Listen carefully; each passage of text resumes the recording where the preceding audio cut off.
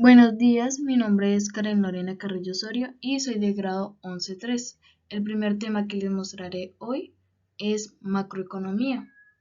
Espero les guste y que se sientan a gustos con esta presentación.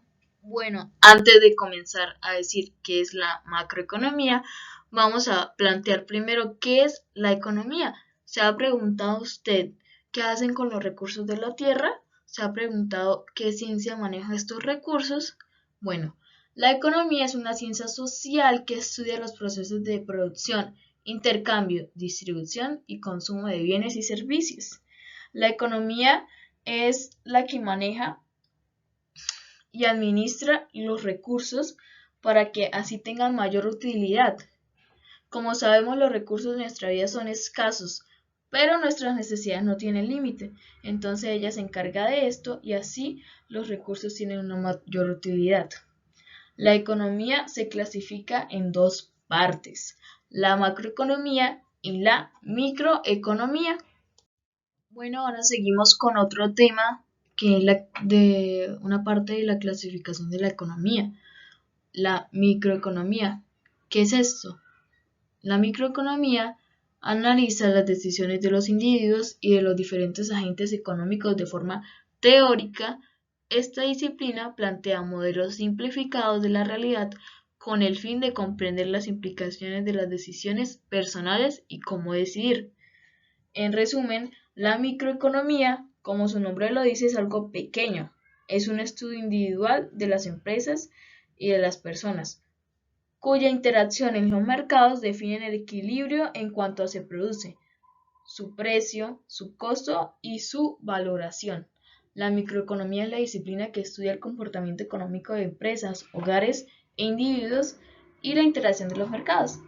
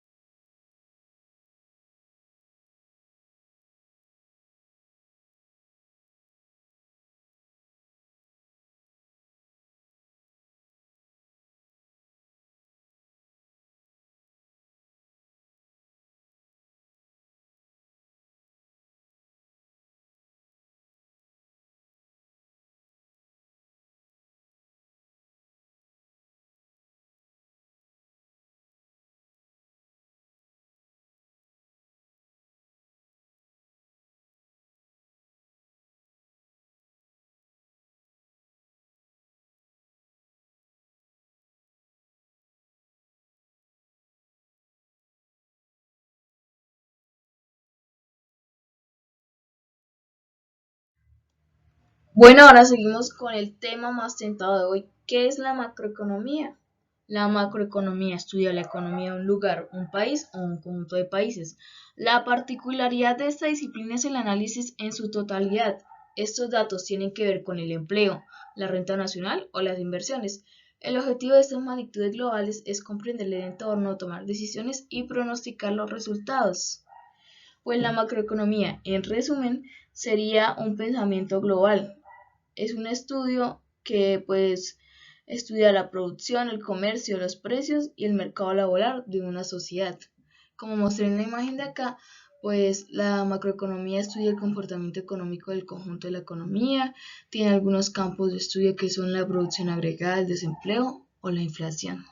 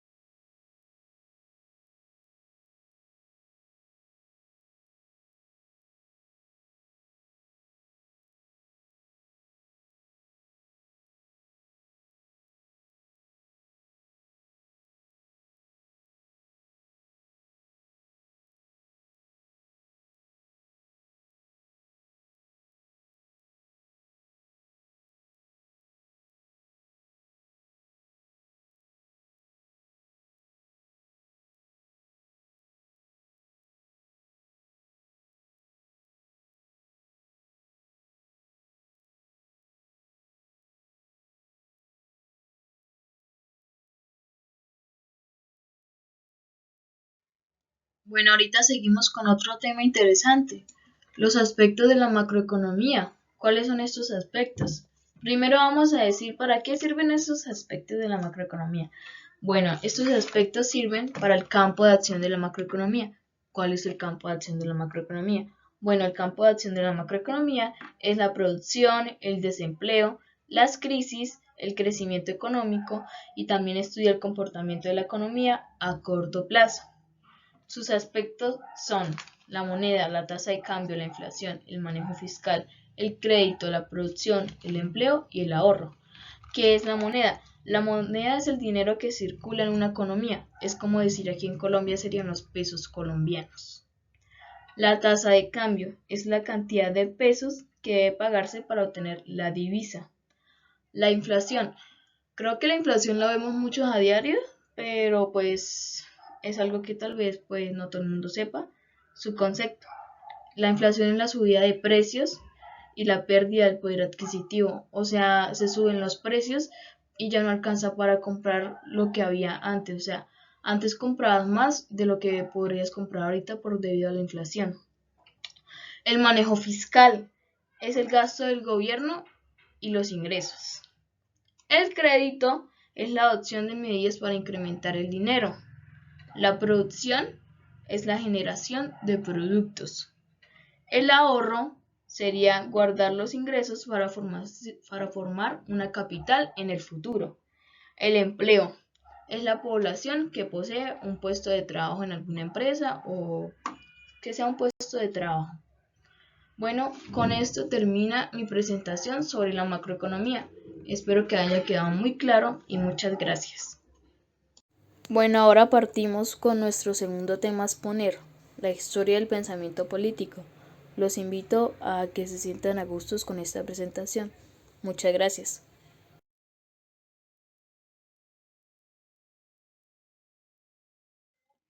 Bueno, hoy vamos con el tema principal, la historia del pensamiento político. ¿Alguna vez han escuchado eso? ¿Alguna vez se han puesto a pensar en la historia del pensamiento político? Bueno, hoy lo vamos a ver. Siempre ha sido utilizado de algún modo el pensamiento político, siempre, en el saber de las cosas humanas. Se ha tenido que echar mano de lo que se ha pensado en tiempos anteriores. Aristóteles se sirve de lo que había pensado Anaxágoras, Santo Tomás de lo pensado por San Agustín, y etc. Algunos han echado ellos mismos la cuenta de su deuda con el pasado. Esto quiere decir que los humanos siempre hemos tenido que recurrir al pasado para saber más cosas. O sea, porque siempre se necesita la historia para aprender. El ser humano siempre ha tenido historia. El ser humano desde tiempos antiguos se ha dado cuenta que necesitaba una organización social porque tenía una búsqueda de poder y libertad y de paz y organización, y para esto quería utilizar la política para crear una convivencia pacífica entre los humanos. Entonces ahora vamos a ver desde qué tiempos se ha dado un Estado. O sea, tenemos entendido que el Estado es una superestructura social, política, jurídica y económica, pues que está compuesta por un territorio. Pero ¿cómo llegamos a este concepto? Por todo esto podemos decir que el origen del pensamiento político se centra en el origen del Estado. O sea que la historia del pensamiento político llega a orígenes del Estado desde que se creó el Estado. El primer Estado conocido en la humanidad fue Sumeria, la antigua Sumeria.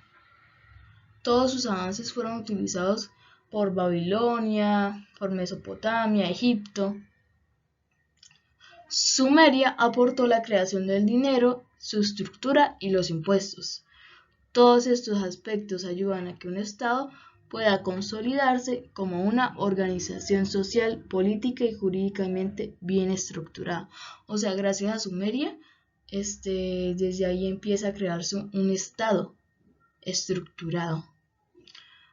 Los filósofos, los filósofos han propuesto estados ideales, pero al día de hoy se han quedado en la imaginación.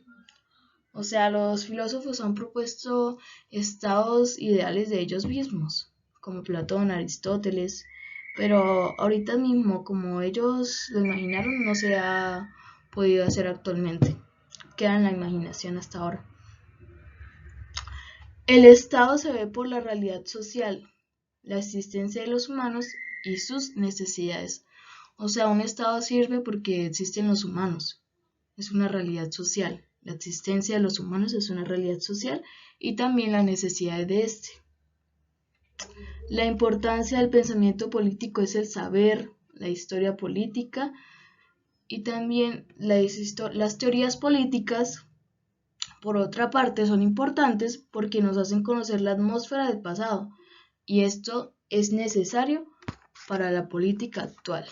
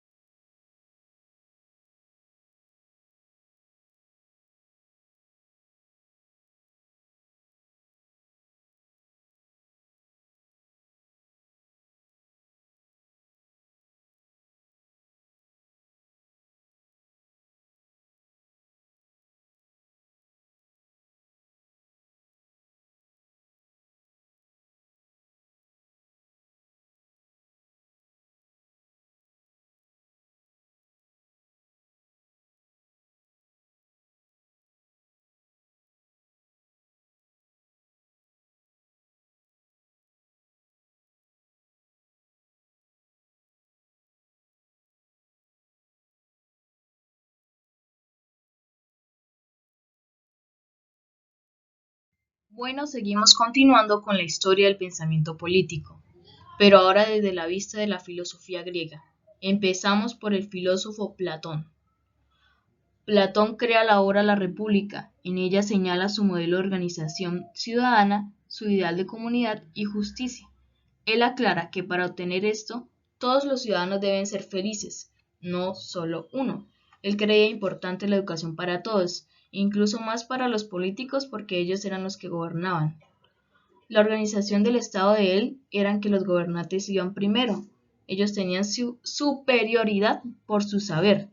Los guardianes defienden al Estado de ataques.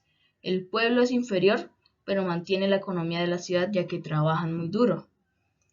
Y para él, la mejor forma de gobierno era la aristocracia, porque aquí predominaban a los inteligentes y a los filósofos.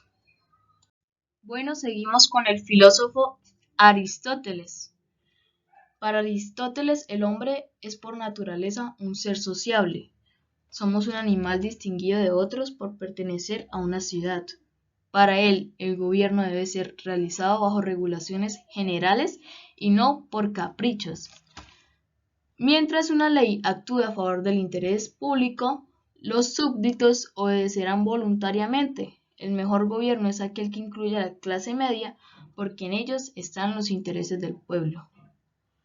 Para Aristóteles, su ideal de gobierno era la república, porque incluía las tres formas puras, que eran la monarquía, la aristocracia y la democracia.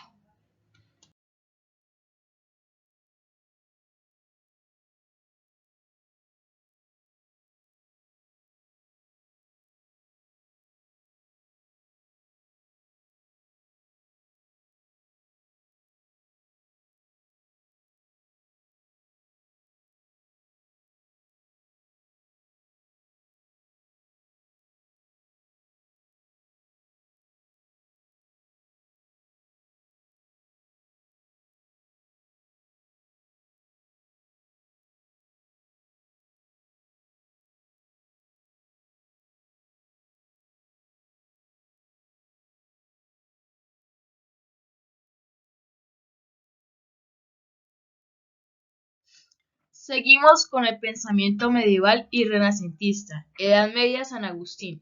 San Agustín creía que el hombre estaba ligado a dos ciudades, una terrenal y una celestial. La terrenal donde estaban los poderes políticos, o sea, la que yo estoy ahora mismo y estamos ahora mismo. Y la celestial donde gobernaría Dios y que al final esta sería la única que quedaría de las dos. Si estos se separaban, quedaría la celestial y aquí habría mucha paz. Para él, el Estado se ocupa del mundo material y el exterior, y la Iglesia sería la encargada de los intereses espirituales y sería una autoridad moral. Con su pensamiento político se desarrolló la teoría de los dos poderes. El poder espiritual, el poder papal, es superior al temporal, o sea, el poder civil, pero tendría que haber ayuda mutua entre ambos.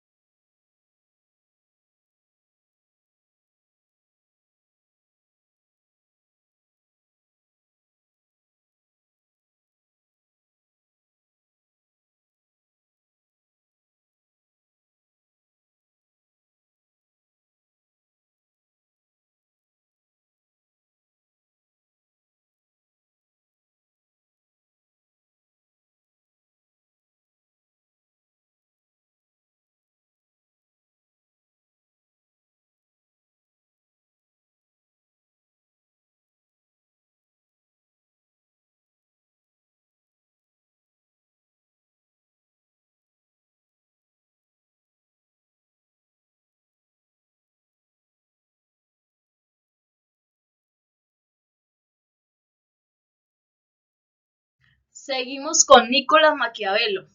Se considera a Maquiavelo como uno de los teóricos políticos más notables del Renacimiento, pues con su aporte se abre camino a la modernidad en su concepción política y a la reestructuración social.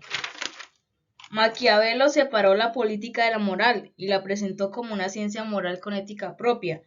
Para él, el príncipe debe ser exclusivo del Estado sin intervenciones religiosas, pues ya que como los papas intervenían o cosas así, o la iglesia intervenía, él creía que el príncipe era el que debía tener el poder absoluto. El príncipe debe tener el principio de supervivencia, conservar al Estado y su reputación, por lo cual debe ser hipócrita. Maquiavelo es considerado como uno de los principales teóricos de los regímenes absolutistas.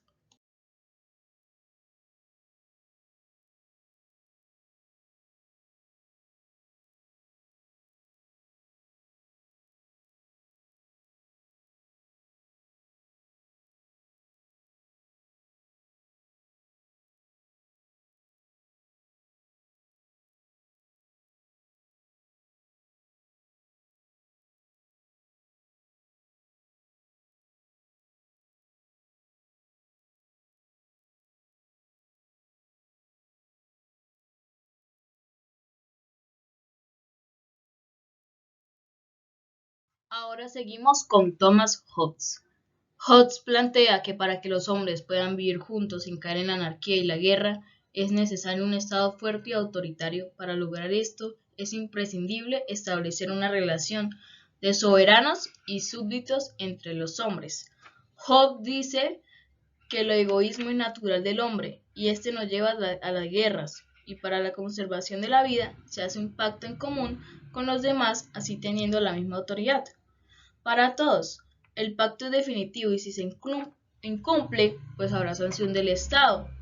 El Estado es la suma de todos los intereses de los ciudadanos, pero a cambio de este renunciamos a todos nuestros derechos, menos al derecho de la vida. Eso dice Hobbes.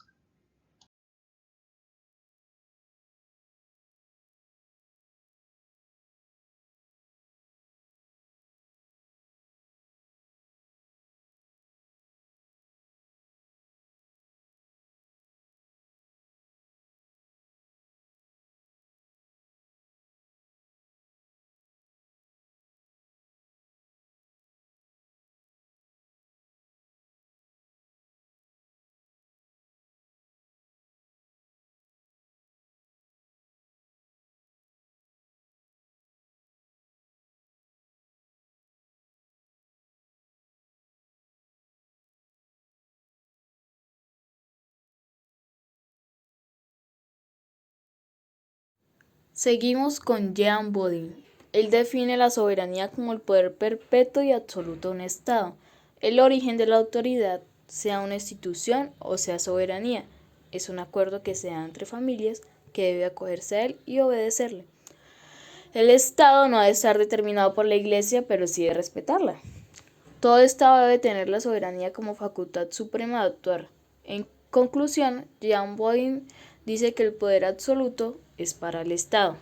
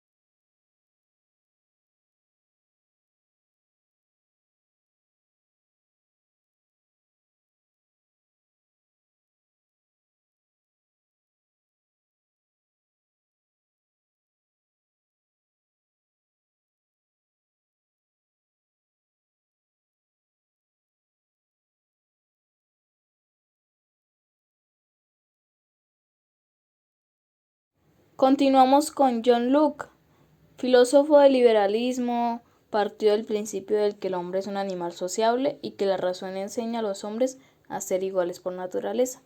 Por ello nadie puede dañar la vida del otro. La ley sirve para los ciudadanos y corresponde al poder ejecutivo su aplicación. El pueblo tiene el derecho de resistir y para él tiene el poder legislativo y ejecutivo. John Locke confiaba en la bondad humana, pero también en su posibilidad de errar a causa de sus debilidades y la necesidad del reconocimiento al hombre y la vida, la libertad y la propiedad de los frutos de su esfuerzo, como derechos naturales o sean inmanentes que hacen a la esencia de su ser.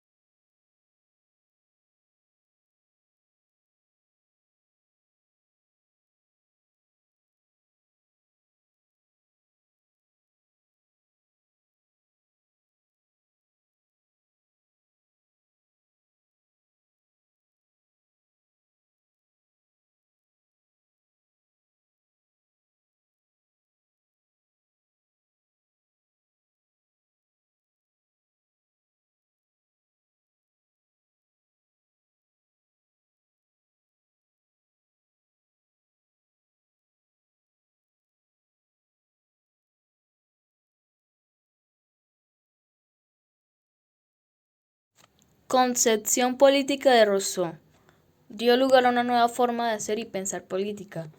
Esta nueva política está basada en la voluntad general y en el pueblo como soberano.